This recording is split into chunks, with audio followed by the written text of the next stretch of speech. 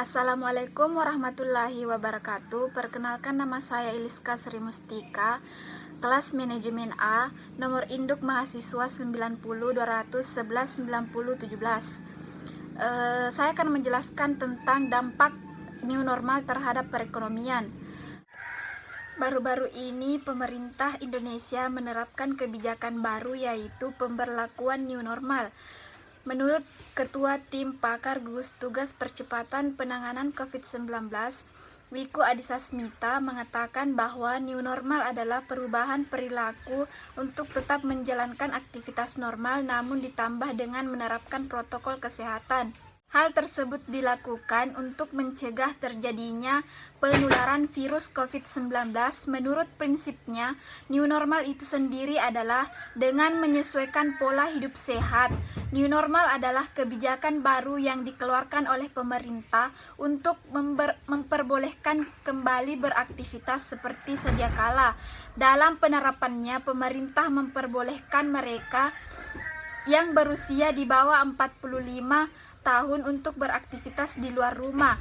Hal ini dikarenakan mereka yang masih di bawah 45 tahun masih memiliki sistem imunitas yang tinggi. Berbeda dengan para lanjut usia, dikhawatirkan lebih rentan terhadap terpapar virus. Tujuan diberlakukannya new normal tersebut dikarenakan kebijakan sebelumnya, yakni pemberlakuan pembatasan sosial berskala besar atau PSBB, serta imbauan pemerintah agar tetap di rumah, yang menimbulkan risiko krisis ekonomi bahkan krisis politik. Sehingga pemerintah berupaya mencari jalan untuk memulihkan dengan menerapkan new normal agar masyarakat dapat beraktivitas seperti semula dan diharapkan dapat memperbaiki kondisi perekonomian negara. Jika metode PSBB tersebut dilanjutkan dengan tanpa adanya inovasi baru, bukan tidak mungkin ancaman krisis politik yang berimbas dari krisis ekonomi akan terjadi.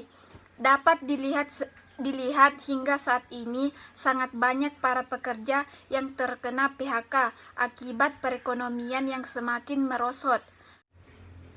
Kesenjangan sosial semakin terlihat jelas sehingga dapat membuka peluang terjadinya krisis keamanan. Dan apabila terjadinya krisis keamanan, ini akan menimbulkan kriminalitas seperti maraknya pencurian, perampokan, dan kerusuhan massal. Krisis politik merupakan suatu keadaan di mana negara mengalami ketidakstabilan di dalamnya.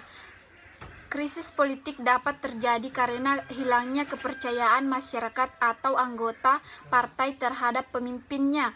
Selain itu, hal mendasar yang dapat menyebabkan krisis politik dalam suatu negara adalah keamanan serta kestabilan ekonomi negara tersebut. Dari krisis ekonomi hingga krisis keamanan tadi akan berimbas kepada krisis politik.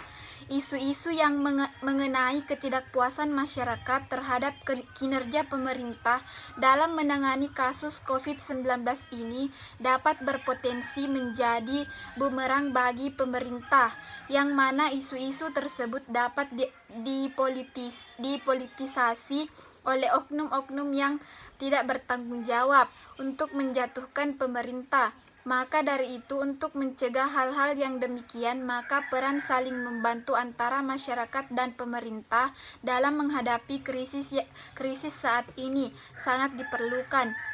Jangan sampai krisis politik ini menjadi kenyataan. Apabila krisis politik ini benar-benar terjadi, maka dapat dikatakan negara akan berada dalam kekacauan dan akan terjadi konflik internal dalam negara. Itulah presentasi yang sempat saya sampaikan. Lebih dan kurangnya mohon dimaafkan. Wassalamualaikum warahmatullahi wabarakatuh.